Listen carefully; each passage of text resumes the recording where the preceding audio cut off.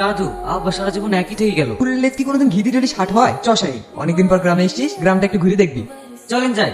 আপনি কাদের বাড়ি যাচ্ছেন? চল তো, ভিতরে গিয়ে সব বলছি। বৌমা, চাচাজি, আমাদের বাড়িতে শ্রাবণী কই?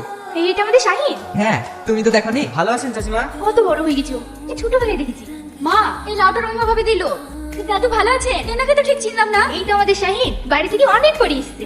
ভালো আছেন আপনি? হ্যাঁ হ্যাঁ, ভালো আছি। ওর নাম শ্রাবণী, খুব ভালো মেয়ে। সে তো দেখতেই পাচ্ছি। দাদু, অনেক দেরি হয়ে গেল, চলেন বাড়ি যাই। বাবা, একটু নয় দেরি হলো, তাতে আবার কি এমন ক্ষতি হয়ে যাবে? না না, ঠিক আছে, চলে আসবো। মেয়েটা দেখতে কেমন বলতো? কেন, দেখতে তো ভালোই। ওর নাতি বউ হিসেবে দারুণ মানাবি বল। তুমি আবার কোন নাতির বিয়ে দেবে? হারাম দাদা, কি বয়স কম হয়েছে নাকি? তোর বিয়ের বয়স হয়নি? দাদু, আমি ওকে বিয়ে করতে পারবো না। কি তুই কি বলছিস? অনেকদিন আগে থেকে আমি কথা দিয়ে রেখেছি। আমি একজনকে কথা দিয়ে রেখেছি দাদু, আমি ওকে ভীষণ ভালোবাসি। ওই আমার জান, ওকে ছাড়া আমি বাঁচবো না। ও আমাকে খুব ভালোবাসে, ও আমাকে ছাড়া কাউকে বিয়ে করবে না। দাদু ভাই, তুই এখন বড় হয়েছিস, তুই কি আমার কথা লিবি বল? যেটা ভালো মনে করি তাই কর। হ্যাঁ আকাশ, বল।